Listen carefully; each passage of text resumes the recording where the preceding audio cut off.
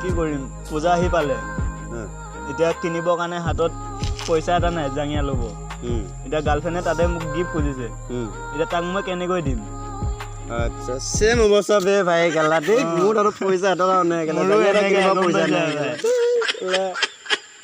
এইজনীকে পচন্দ কৰোঁ এইজনীয়ে পয় মন চন বেয়া হৈ যায় বাৰু নচলাং যা